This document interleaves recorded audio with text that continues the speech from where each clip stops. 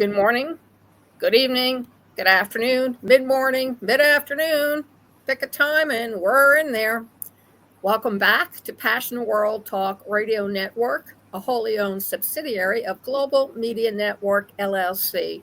Educate, enlighten, entertain. And today on State of Current Affairs, we're going to be speaking about luxury goods and services. Are they beyond the normal person's reach? And you've heard about the movie The Day After.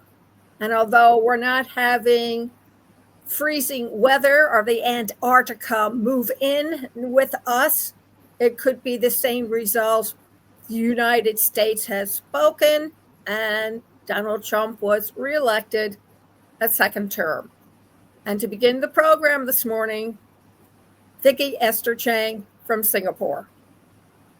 Hi, ladies and gentlemen, and if you are scrolling through my Facebook, you are watching State of Current Affairs live on uh, Madam Lillian Cauldwell's LinkedIn, which is of the same name, LinkedIn at Lillian Cauldwell, and myself, Viki Esther Chang, at Facebook, Facebook group, the Platinum Platform, and over live at Passionate World Talk Radio. And this is Vicky Chang. It is 10:15 p.m. here in Singapore on a Monday evening. And hello to you. We are going to dive into two of the most important topics. But before you do and I do, if you do see us here, right, you are watching State of Current Affairs, and please share with as many friends as possible.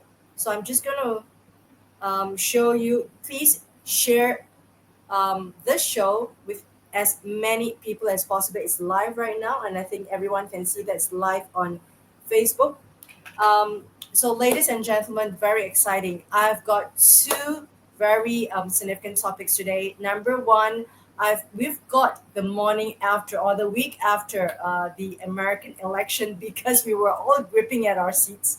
One year ago, we were thinking, is Donald Trump going to run? Is he not going to run? And if he's going to run, how he's going to run? And if he's going to win, right? All eyes were on Donald Trump, and all eyes were on the American election. And of course, I'm going to talk about luxury, the luxury stocks, about Louis Vuitton, and also Gucci bags, etc. We're going to talk about some of these luxury companies, what's happening to them.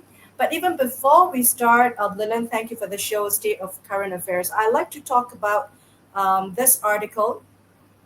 Go to the first article at thisismoney.co.uk, thisismoney.co.uk, and you can look at the latest article on um, Louis Vuitton. It says Louis Vuitton and Givenchy owner LVMH crashes to a new 2-year low amid slowdown in the luxury sector. LVMH shares crashed to a 2-year low yesterday after a dismal update that laid bare the slowdown hitting the luxury sector. And with this, very quickly, it says the slump has wiped out for 61 billion, which is 49% stake.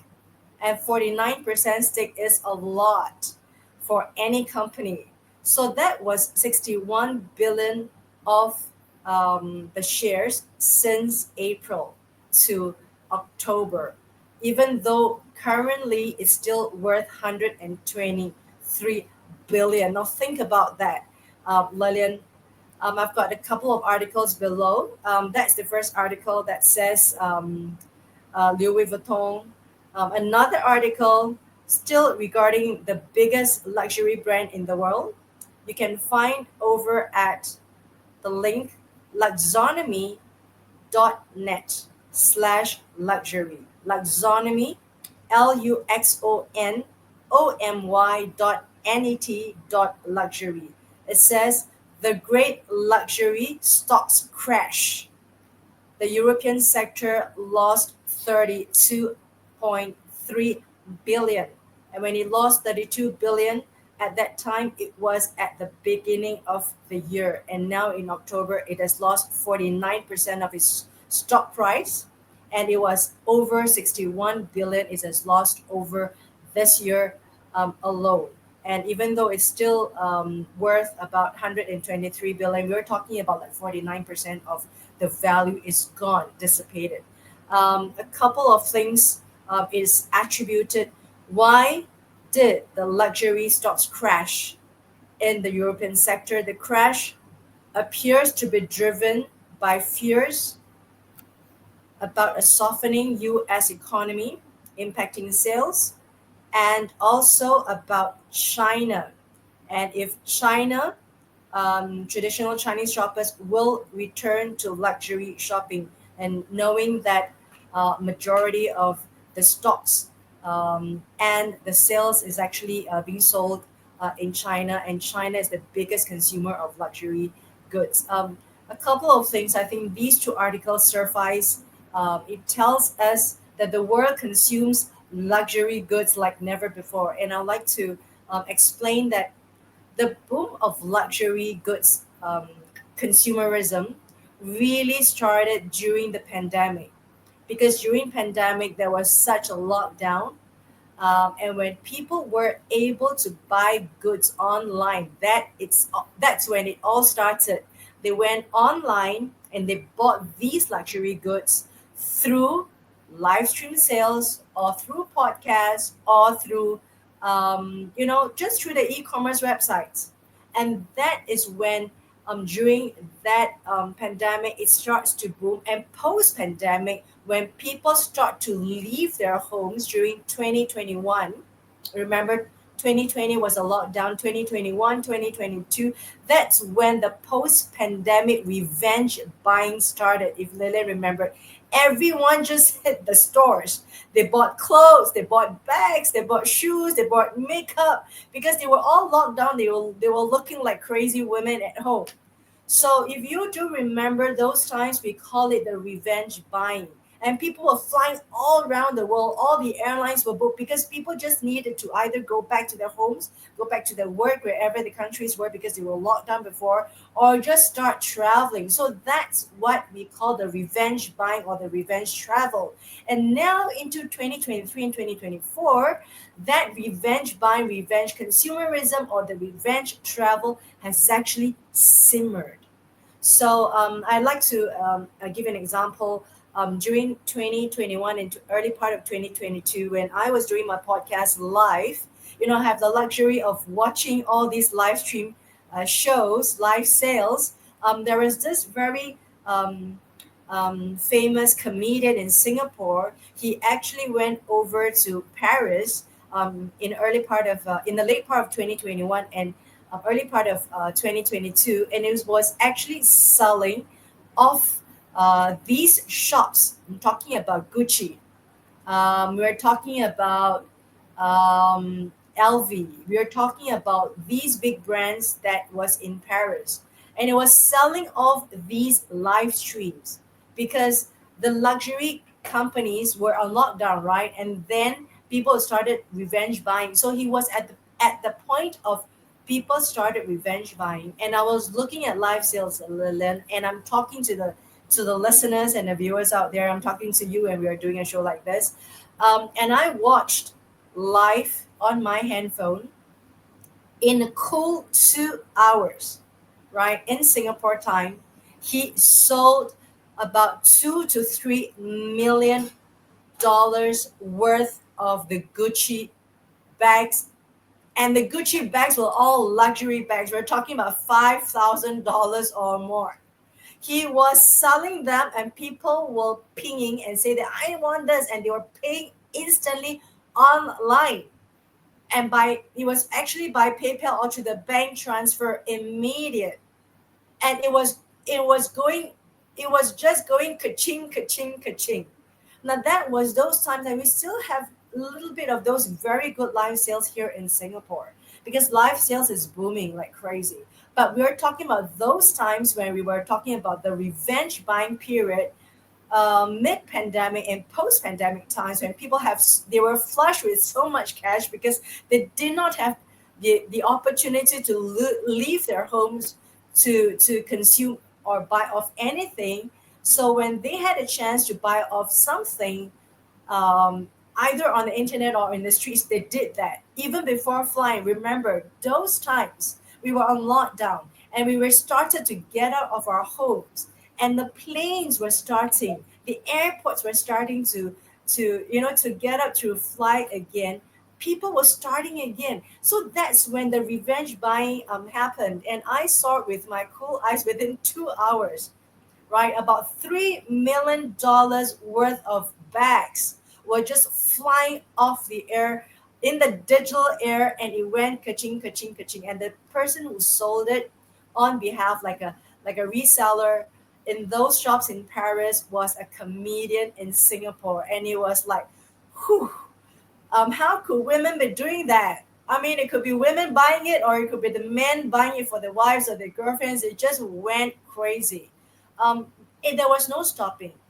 From 2022 to about 2023 last year, that kind of revenge buying still kind of sustained itself until the mid part of 2023 to 2024 this year. It kind of started to simmer down. It's simmered down, but it's still really good as compared to brick and mortar stores.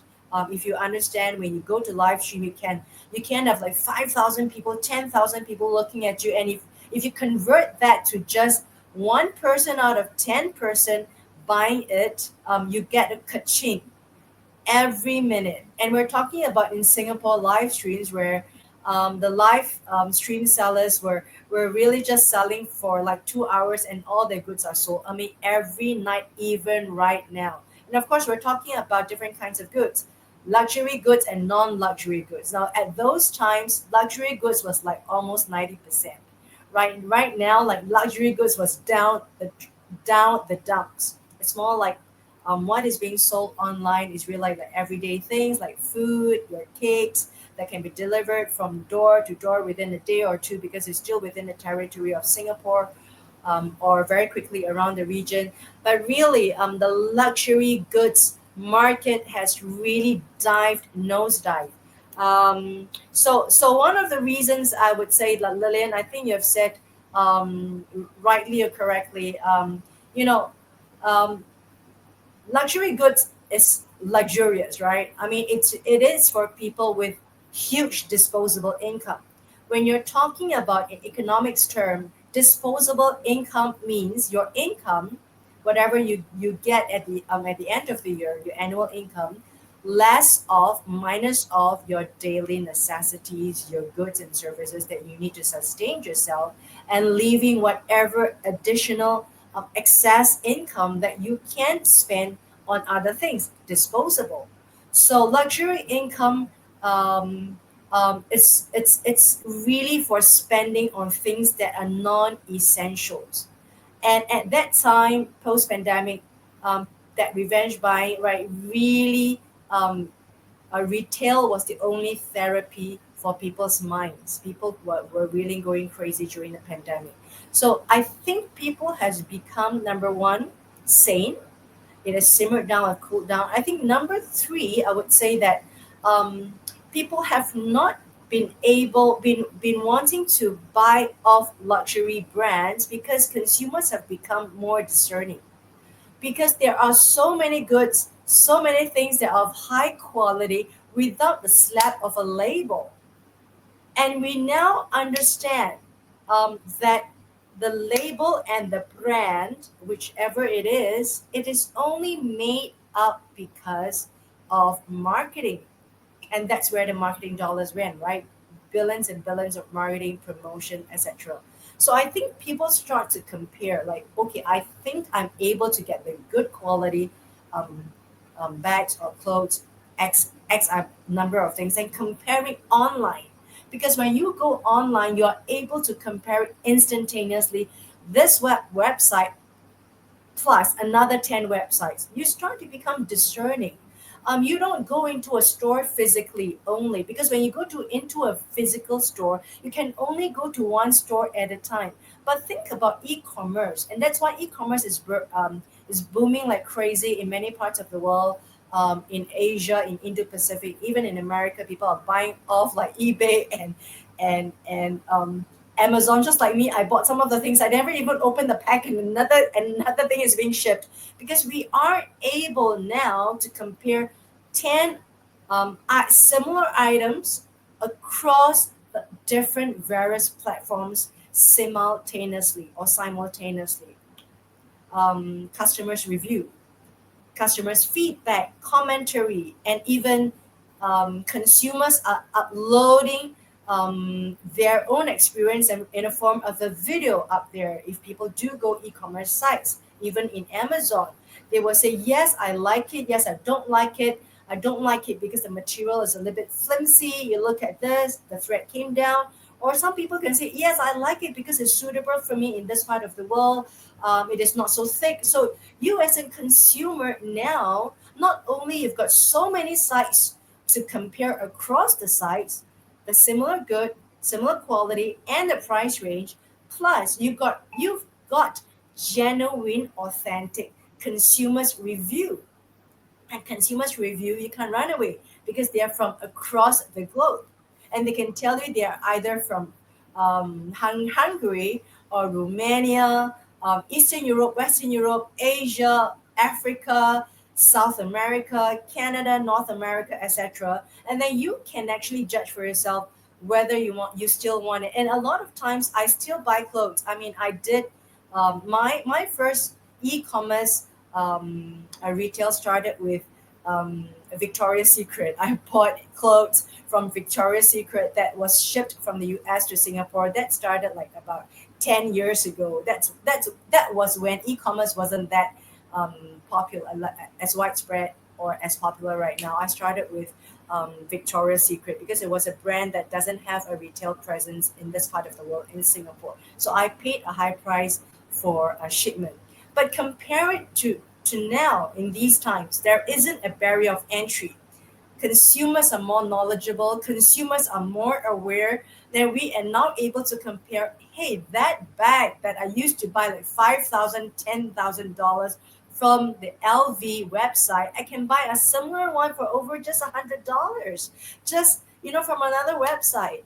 And other customers have actually testified that, hey, it looks all right. So I think we have grown to be more mature as consumers because we're more aware. Number two, yeah, we are more aware, we are smarter now. And I think the other point is that I think people are more concerned about where the dollar goes, because we do not know how the world economy is headed. Even though we say that the luxury market has gone down because US consumers do not know how the economy is going to go. But hey, just last week, um, with the election of Donald Trump, I mean, the stock price has just gone way up. And if you look at the money that's pouring into US since the day that Donald Trump was elected, just last weekend, just a few days ago, the money has all gone out. And I'm going to talk about your election, Lillian, not from the US point of view, but from the world feedback, so that and your listeners and your viewers can encapsulate this within the next um, like 3 minutes or so. What's the world's response? So you don't have to look at the news. Number one, this article, atlanticcouncil.org, what the world thinks of Trump's return to the US presidency. So I'm just going to give feedback, right? All these countries. The first country, it says, many Ukrainians see Trump's victory as a risk to US support for Ukraine.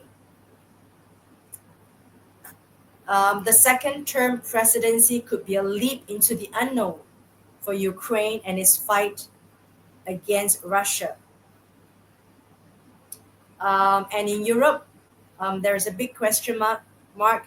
Is this an opportunity for Europe to grow up and to be more independent and not so reliant on the US leadership? That's from Europe. And from Israel, Israeli politicians celebrate Trump's victory, but should be careful what they wish for. Next, Poland. Poland hopes to be recognized at last as an anchor of European defense because it is sitting in between Europe and Russia. Next, Australia. The news coming out from Australia.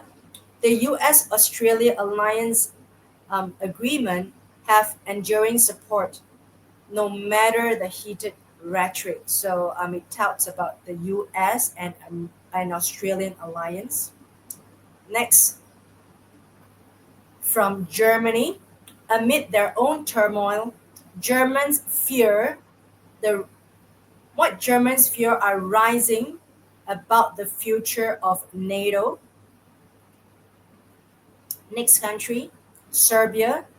Serbian President basks in Trump's victory. And in Iraq, Iraqi Kurdistan worries about rising US Iran tensions. Sweden questions around support for Ukraine trade weigh heavily in Sweden. Southeast Asia Southeast Asia sees continuity in the US China relationship with fears of escalation.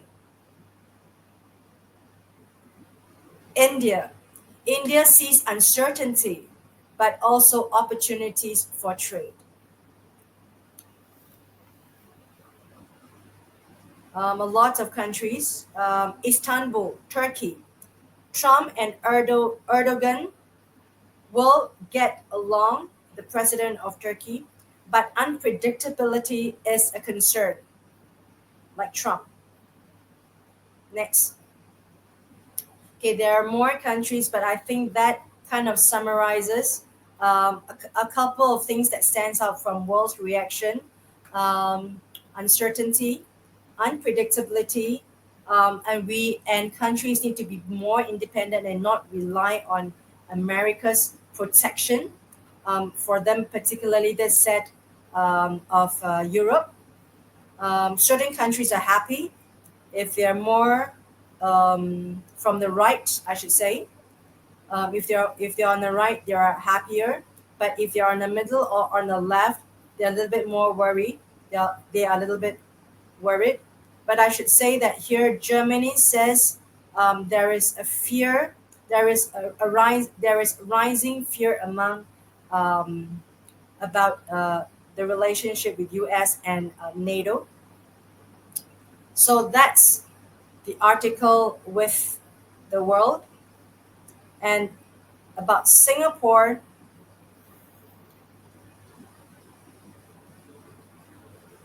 okay, again, before I go into Singapore, China says that's mutual respect. China says we will continue to approach and handle China US relations based on the principles of mutual respect, peaceful coexistence, and win win cooperation. Russia, it says, we are under no illusion about American president elect. It will work with the new U.S. administration and prioritizing its goals set in Ukraine.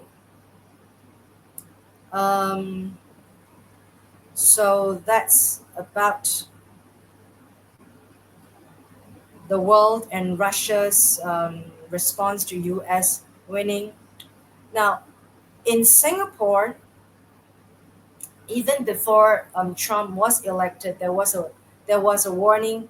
It says that warning, a Trump winning would slow down global growth. That's what Singapore says. It will slow down global growth, and the reason it says America is emphasizing on America first market, and it's increasing its protectionism for its market, for American market. And if you know what it means tariffs, and that's the favorite word by Trump. And it also means that Trump wants more investment into the U.S.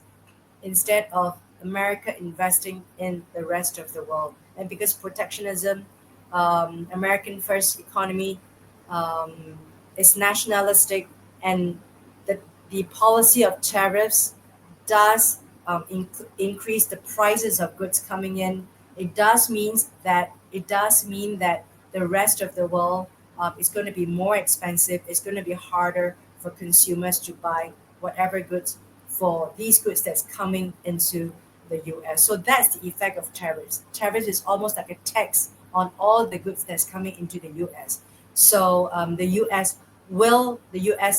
consumers will have to pay higher prices for goods that's going into America, and also for particularly for goods that's coming for certain countries like in China, tariffs are going to be higher. But also, America, like Trump, would like the production and manufacturing to be anchored back into America to create manufacturing, etc.